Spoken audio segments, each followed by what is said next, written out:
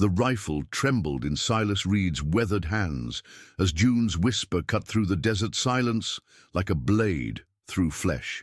3 words that shouldn't have mattered. 3 words that changed everything. The bounty poster crumpled in his vest pocket bore the face of the man kneeling before them, hands bound, worth more dead than most folks saw in a lifetime.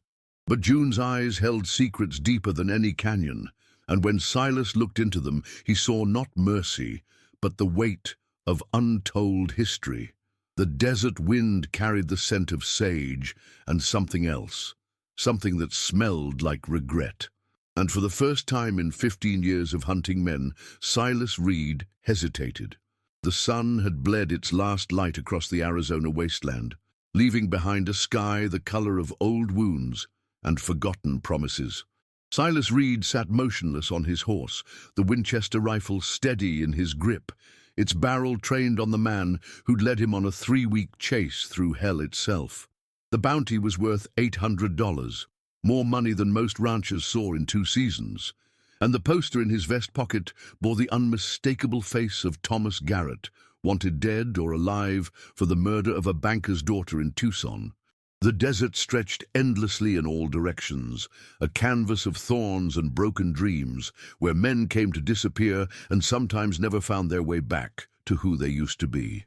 June Morrison stood 10 paces away, her calico dress dusty from the long ride, her dark hair escaping from pins that had given up their fight against the relentless wind. She'd been silent for the better part of an hour, ever since they'd cornered Garrett at this godforsaken crossroads, where 2 forgotten trails met like scars across the earth. Her hands trembled slightly at her sides, not from fear, but from something deeper, something that lived in the space between what was right and what was necessary. The silence between them had grown heavy with unspoken words, thick as the dust that coated everything in this forsaken place where even the coyotes seemed to hold their breath. Garrett knelt in the dirt before them, his wrists bound with rope that had seen too many desperate men, his shirt torn and stained with the evidence of his flight across the unforgiving landscape. His eyes, once bright with the confidence of a man who believed he could outrun his sins, now held the dull resignation of someone who'd finally reached the end of his rope. The desert had a way of stripping men down to their essential selves, peeling away the lies and pretenses until only truth remained, raw and bleeding in the dying light. Sweat mixed with dust on his face, creating rivulets that looked like tears he was too proud to shed. Silas had killed 17 men in his career as a bounty hunter, each death as clean and final as the crack of his rifle echoing across empty spaces. He'd learned long ago not to listen to their pleas, not to look too deeply into their eyes, not to wonder about the families they'd left behind or the choices that had brought them to their knees in the dust. Justice was a simple thing when you didn't complicate it with questions, when you let the law decide who lived and who died, when you collected your money and rode away without looking back. The weight of the rifle in his hands was familiar, comforting even, like an old friend who never asked difficult questions or demanded explanations for the things that had to be done. But something was different this time. Something that made his finger hesitate on the trigger even as every instinct told him to finish what he'd started. June's presence changed the mathematics of the moment, added variables to an equation that should have been simple. She'd insisted on coming along when he'd tracked Garrett to the boarding house where she worked, claimed she had a right to see justice done for what he'd taken from her town, from her life. Her voice had carried a weight that made him believe her, made him agree to something he'd never done before, bringing a witness to watch a man die. The wind picked up, carrying with it the scent of sage and something else, something that reminded him of rain on summer evenings and promises made under starlight. June's breathing was shallow, controlled, like someone trying to hold back words that wanted desperately to be spoken. Her eyes never left Garrett's face, studying him with an intensity that made Silas wonder what she saw there, what history lived in the space between them that he couldn't read. The desert around them seemed to lean in, waiting, as if even the earth itself understood that this moment balanced on the edge of something larger than justice, something that would change the shape of all their lives forever. "Don't kill him yet," June whispered, her voice barely audible above the desert wind, but carrying enough weight to stop Silas's finger on the trigger as surely as if she'd grabbed the barrel of his rifle. The words hung in the air between them like smoke from a dying fire, unexpected and impossible to ignore. Silas turned his head slowly, his weathered face creased with confusion and something that might have been relief, though he couldn't say why. Her eyes met his across the space that separated them, and in that moment he saw not the righteous anger of a woman seeking justice, but something far more complicated, a pain so deep it seemed to have roots that went back years, maybe decades. Garrett's head snapped up at the sound of her voice, his eyes widening with recognition that hit him like a physical blow. "June," he whispered, the name falling from his lips like a prayer or a curse, impossible to tell which. The rope around his wrists seemed to tighten as he struggled to lean forward, to see her face more clearly in the fading light. "June Morrison. Sweet Jesus, is that really you?" His voice cracked on her name, carrying with it the weight of years and regrets and things that should have been said long ago, but never were. The desert wind caught his words and scattered them like dust, but their impact remained, settling over the three of them like a shroud. Silas felt the world shift beneath him, the solid ground of certainty giving way to something unstable and treacherous. The rifle in his hands suddenly felt heavier, its purpose less clear, as if the simple act of killing had become complicated by forces he didn't understand. June's face had gone pale, her lips pressed together in a thin line that spoke of secrets held too long and truths that cut deeper than any blade. The bounty poster in his vest pocket seemed to burn against his chest, the black and white certainty of guilt and innocence blurring into shades of grey that made his head spin. He'd been hunting men for 15 years, but he'd never encountered anything like this. The moment when the past reached out with bloody fingers to drag the present into its web. "You know him," Silas said, his voice rough with dust and disbelief. It wasn't a question, but a statement, heavy with the weight of understanding that changed everything. June nodded slowly, her eyes never leaving Garrett's face, as if she were memorizing features she'd thought she'd never see again. The silence stretched between them, filled with the sound of wind through sage and the distant cry of a hawk circling overhead, waiting for something to die. Silas could feel the moment slipping away from him, the clean simplicity of justice becoming tangled in the complicated web of human connection and shared history. Garrett struggled to his knees, the rope cutting into his wrists as he tried to move closer to her. "I never thought I'd see you again," he said, his voice breaking on the words. "Not after what happened, not after what I did." Tears cut tracks through the dust on his face, and for the first time since Silas had cornered him, he looked less like a dangerous criminal and more like a broken man carrying the weight of choices that had destroyed everything he'd ever cared about. The desert around them seemed to hold its breath, as if even the wind understood that this was a moment that would reshape the lives of everyone present. June took a step forward, her hands clenched at her sides, her whole body trembling with emotions too powerful to contain. "You killed her," she whispered, her voice carrying across the space between them like a blade. "You killed Sarah, and you ran, and you left me to pick up the pieces of what you destroyed." The words hung in the air like an accusation and a lament, heavy with the weight of grief that had been carried too long in silence. Silas felt something cold settle in his stomach as he began to understand that this wasn't just about justice. It was about love and loss, and the terrible price of choices made in moments of desperation and fear. The silence stretched between them like a taut rope ready to snap. Silas kept the rifle lowered, but his finger remained near the trigger, watching June's face in the dying light. Her eyes held secrets that seemed to age her beyond her 27 years, and he found himself studying the way sorrow had carved fine lines around her mouth. The desert wind picked up, sending tumbleweeds skittering across the hardpan like restless spirits, and somewhere in the distance a coyote called to the emerging stars. June's hands trembled slightly as she smoothed her worn calico dress. The fabric faded from too many washings and too much sun. The man on the ground groaned softly, blood seeping through his shirt where Silas's first shot had found its mark, and June's breath caught in her throat like a sob she refused to release. "You don't understand what you're about to do," she whispered, her voice carrying the weight of confession. The words hung in the air between them, heavy with implication, and Silas felt the familiar itch of curiosity that had kept him alive through countless manhunts and midnight ambushes. June stepped closer to the wounded man, her shadow falling across his pale face, and for a moment Silas saw something maternal in her gesture, the way a woman might tend to a sick child or comfort a dying animal.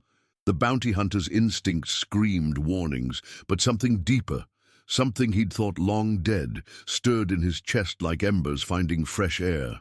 June's eyes met his again, and this time he saw not just sorrow but a desperate kind of hope, as if his decision in this moment might somehow redeem years of accumulated pain. The desert around them seemed to hold its breath, waiting for words that would either damn them all or set something free. "He's not the man you think he is," June continued, her voice growing stronger with each word. She knelt beside the wounded figure, her hand hovering over his forehead without quite touching, as if even this small comfort required permission she wasn't sure she had the right to give. Silas watched the interplay of shadow and starlight across her face, noting how the harsh desert had weathered her skin but left her eyes untouched by cynicism. The man on the ground was young, maybe 25, with the kind of soft features that suggested he'd never spent long days breaking horses or mending fence in the brutal sun. His breathing was shallow but steady, and Silas found himself calculating how long it would take to get him to a doctor, then cursing himself for the thought. June's fingers finally made contact with the stranger's brow, and the gesture was so tender it made Silas's throat tighten with unexpected emotion. The bounty on this man's head was enough to keep Silas comfortable through the winter, maybe longer, but money had never felt quite so heavy in his thoughts. The wounded man's eyes fluttered open, unfocused and glassy with pain. But when they found June's face, something like peace settled over his features. "June," he whispered, the word barely audible above the desert wind, and Silas saw her shoulders shake with the effort of holding back tears. There was history in that single word, layers of meaning that spoke of shared secrets and broken promises, of love that had somehow survived despite impossible circumstances. Silas had seen enough dying men to recognize the look in the stranger's eyes. Not fear, but gratitude, as if June's presence had transformed his final moments from terror into something approaching grace. The bounty hunter felt like an intruder witnessing something sacred, yet he couldn't bring himself to look away from the tableau before him. June's hand smoothed the young man's hair with infinite gentleness, and Silas found himself remembering his own mother's touch during the fever that had nearly claimed him as a boy. The memory hit him like a physical blow, unexpected and sharp, reminding him of a time when the world had contained more than just wanted posters and blood money. "His name is Thomas," June said without looking up, her voice steady now with the calm that comes after a decision has been made. She spoke as if the name itself held power, as if speaking it aloud might somehow change the fundamental nature of what was happening in this desolate place. Silas felt the weight of his rifle growing heavier with each passing second, the metal warm from his grip but somehow feeling cold against his palm. The stars were emerging in earnest now, pinpricks of light in the vast darkness that seemed to mock the small drama playing out below. And Silas found himself thinking about the countless other nights he'd spent under these same stars, hunting men whose names he'd never bothered to learn. June's eyes found his again, and in them he saw a question that had nothing to do with mercy, and everything to do with the kind of man he chose to be when no one was watching. The desert wind carried the scent of sage and distant rain, promising storms that might wash away the blood and dust, but could never cleanse the choices made under starlight. Thomas's breathing grew more labored, and June's hand tightened on his shoulder as if she could anchor his soul to this world through sheer force of will. "He's my brother," June whispered, and the words fell between them like stones dropped into still water, sending ripples through everything Silas thought he knew about this moment. The confession hung in the air, transforming the wounded stranger from quarry into family, from criminal into someone's beloved, and Silas felt the familiar certainty of his profession crumble like adobe in a flash flood. June's eyes never left his face as she spoke, watching for his reaction with the intensity of someone whose entire world balanced on the edge of his response. The bounty hunter had killed brothers before, had separated families with bullets and rope, but something about the way June spoke the word made it feel different this time, heavier, more real, weighted with the kind of love that survived, despite everything the world could throw against it. Thomas stirred slightly, his hand reaching blindly for June's, and when their fingers intertwined, Silas saw the resemblance he'd missed before. The same stubborn set to their jaws, the same way they held their heads when facing something that frightened them. The rifle in his hands felt like it weighed 1,000 pounds, and for the first time in years, Silas Reed found himself questioning whether some things were worth more than money. The word brother echoed in Silas's mind like a church bell, tolling for the dead, each repetition driving deeper into his consciousness until he could feel it settling in his bones. He'd had a brother once, long before the war and the wandering and the endless parade of wanted men who'd shaped his life into something hard and profitable. June's confession had opened a door in his memory that he'd kept locked for years, and now images flooded through. A younger boy with his same dark hair, the same stubborn chin, laughing as they raced their horses across their father's land in what felt like another lifetime. The desert around them seemed to pulse with the rhythm of his heartbeat, and Silas found himself studying Thomas's face with new eyes, seeing not just another criminal but someone's little brother, someone who'd probably been protected and worried over and loved despite his mistakes. June's hand never left Thomas's shoulder, her touch speaking of years of shared secrets and childhood conspiracies, of a bond that had somehow survived whatever circumstances had led them to this crossroads where death waited with the patience of a circling vulture. "The poster says he killed a man in Tucson," Silas said, his voice rougher than he'd intended, the words scraping against his throat like sand. He needed to understand, needed to know what had driven this soft-faced young man to violence, what had transformed someone's beloved brother into prey worth $500 dead or alive. June's eyes flashed with something that might have been anger or might have been pain, and when she spoke, her voice carried the weight of old wounds that had never properly healed. The stars above them seemed to lean closer, as if the universe itself was listening to the story that was about to unfold, and Silas found himself holding his breath despite himself. Thomas's breathing had grown more labored, each exhale a visible puff of vapor in the cooling desert air, and Silas realized with uncomfortable clarity that time was running out for all of them. June's fingers traced gentle patterns on her brother's forehead, and the gesture was so achingly familiar that Silas had to look away, his own memories threatening to overwhelm him with their sudden vividness.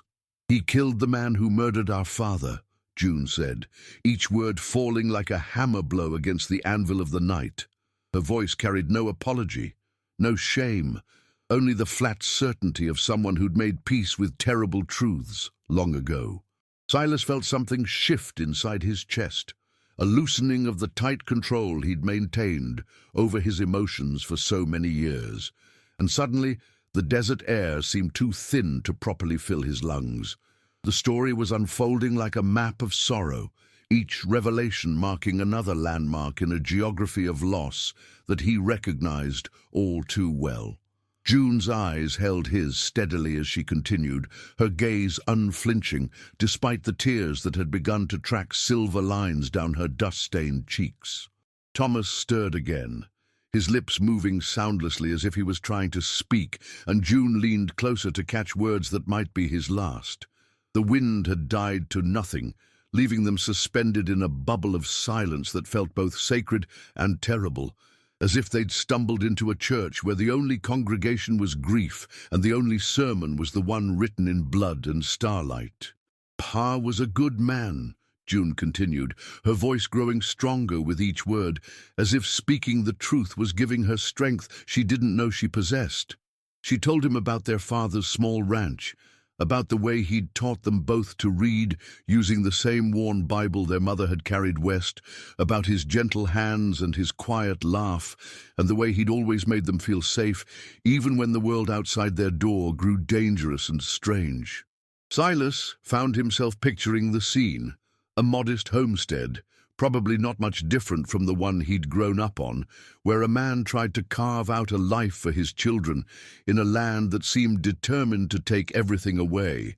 June's words painted images of morning chores and evening prayers, of a family that had found happiness in simple things until the day violence came calling with the face of a stranger and the hunger of a wolf.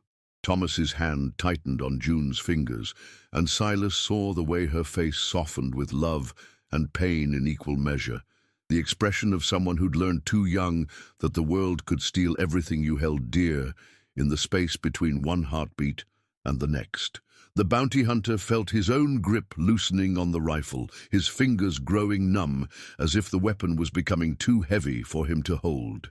The man who'd killed their father had been a drifter, June explained, someone who'd stopped at their ranch asking for water and food and had stayed long enough to see that their father kept his money in a coffee tin above the stove.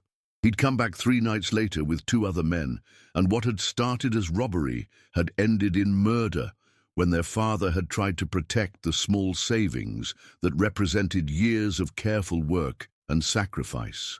June's voice never wavered as she told the story, but Silas could see the cost of the telling in the way her shoulders trembled and the way her free hand clenched into a fist against her skirt. Thomas had been 17 then, old enough to understand what justice meant, but too young to understand that sometimes the law moved too slowly for a broken heart to bear. The killer had disappeared into the territories, beyond the reach of any sheriff who might have cared enough to pursue him, and for 2 years Thomas had carried his grief and rage like stones in his chest until the day he'd finally tracked the man to a saloon in Tucson.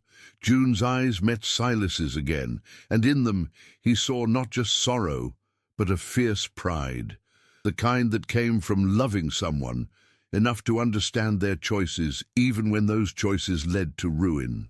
"He didn't mean to kill him," June whispered, her voice breaking on the words like waves against stone.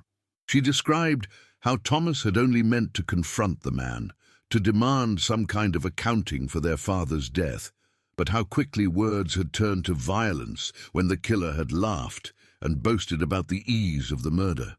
The fight had been brief and brutal, ending when Thomas's knife had found the man's heart almost by accident, driven more by desperation than by skill or malice. June had found her brother 3 days later, wild-eyed and shaking, the blood still under his fingernails and the weight of what he'd done crushing him like a physical burden. Silas understood then why Thomas looked so young, so unprepared for the violence that had claimed him. He wasn't a killer by nature, just a boy who'd loved his father too much to let his murder go unanswered. The bounty hunter felt something crack inside his chest, a wall he'd built around his heart beginning to crumble under the weight of recognition and unwanted sympathy. Thomas's breathing was growing shallower, and Silas realized that soon the choice would be taken from him entirely, that death might claim what justice and mercy could not decide between them. The desert had grown cold around them. the kind of bone-deep chill that came with clear skies and the absence of anything to hold the day's warmth against the earth. Silas could see his breath now, small puffs of vapor that dissipated quickly in the dry air, and he found himself thinking about how fragile life was, how easily it could slip away between one moment and the next. Thomas's face had grown pale, almost luminous in the starlight, and his eyes had taken on the distant look that Silas had seen too many times before, the look of someone preparing to let go of the world and everything in it. June seemed to sense it too, her grip on her brother's hand tightening as if she could anchor his soul through sheer force of will. And when she looked up at Silas, her eyes held a desperation that cut through him like a blade. The bounty hunter felt the weight of decision settling on his shoulders like a physical burden, heavier than any pack he'd ever carried across the endless miles of his wandering life. The rifle in his hands had become an extension of his doubt, its metal surface reflecting the starlight in ways that seemed to mock the certainty he'd once felt about right and wrong, about justice and the price it demanded from those who served it. "Please," June whispered, and the word carried more weight than any argument she might have made, more power than any plea for mercy or justice or understanding. It was the sound of a heart breaking in real time, the voice of someone who'd already lost too much and couldn't bear to lose what little remained. Silas found himself remembering his own sister's voice, the way she'd begged him not to leave for the war, the tears in her eyes as she'd watched him ride away toward a future that would transform him from brother into stranger. The memory hit him like a physical blow, unexpected and sharp, and suddenly the desert around them seemed to echo with the voices of all the people he'd left behind, all the connections he'd severed in service to a life that had grown harder and lonelier with each passing year. Thomas stirred slightly, his lips moving in what might have been prayer or might have been goodbye, and June leaned closer to catch words that were meant for her alone. The intimacy of the moment made Silas feel like an intruder, yet he couldn't bring himself to look away from the tableau of love and loss playing out before him under the vast canopy of stars. The bounty on Thomas's head represented more than money to Silas. It represented the continuation of a life he'd built from necessity and maintained through habit, a life that had kept him fed and sheltered, but had never quite managed to keep him warm. He thought about the winter ahead, about the cold nights in anonymous hotel rooms and the endless succession of wanted posters that would cross his path, each one representing another human being reduced to a price and a description. The work had never bothered him before, had seemed as natural as breathing, but something about June's presence had shifted his perspective in ways he didn't fully understand. She represented something he'd forgotten existed, the possibility of connection, of caring about someone enough to risk everything for their sake, of choosing love over profit, even when the cost might be everything you'd worked to build. Thomas's breathing grew more labored, each exhale a visible struggle, and Silas realized that whatever decision he made would have to be made soon, before the choice was taken from him entirely by the simple passage of time and the fragility of human life. "I've been hunting men for 8 years, Silas said, his voice barely above a whisper, the words seeming to surprise him as much as they surprised June. He'd never spoken about his work to anyone, had never felt the need to justify or explain the choices that had shaped his life, but something about this moment demanded honesty in ways he couldn't quite articulate. June's eyes never left his face as he spoke, her expression shifting from desperation to something that might have been hope, and Silas found himself thinking about the man he'd been before the war, before the wandering, before he'd learned to see other human beings as commodities to be collected and delivered. The stars above them seemed to pulse with their own heartbeat, and the desert wind carried scents that reminded him of home, sage and dust, and the promise of rain that might never come. Thomas's hand moved slightly in June's grasp, and she squeezed his fingers gently, her touch speaking of forgiveness and love, and the kind of loyalty that survived even when everything else had been stripped away. The bounty hunter felt something loosening in his chest, a knot of isolation and cynicism that had been tied so tightly for so long that he'd forgotten it was there. "I've never let one go," Silas continued, the admission feeling like a confession that went deeper than mere professional pride. He thought about all the men he'd brought in, dead or alive, and realized that he couldn't remember a single face among them, couldn't recall a single name or story or moment of human connection that had made them more than just entries in his ledger book. The work had been clean and simple, a matter of tracking and capturing and collecting payment, but it had also been empty in ways he was only beginning to understand. June's presence had awakened something in him that he'd thought long dead, a capacity for empathy that made the weight of his rifle feel unbearable, and the prospect of more killing seem like a betrayal of something sacred. Thomas's eyes fluttered open again, focusing on Silas with a clarity that seemed impossible given his condition, and in that gaze the bounty hunter saw not fear, but understanding, as if the dying man could read the struggle playing out in his captor's heart. The moment stretched between them like a bridge spanning years of choices and consequences, and Silas felt himself standing at a crossroads that would determine not just Thomas's fate, but his own. The decision, when it came, felt less like a choice than like a recognition of something that had already been decided by forces beyond his control. Silas slowly lowered the rifle until its barrel pointed at the ground, the metal suddenly feeling foreign in his hands, as if he was holding a tool designed for someone else's work. June's breath caught in her throat, and when she looked at him, her eyes were bright with tears that reflected the starlight like scattered diamonds. The desert around them seemed to exhale, releasing a tension that had been building since the moment he'd first raised the weapon. And somewhere in the distance, a night bird called out with a voice that sounded almost like celebration.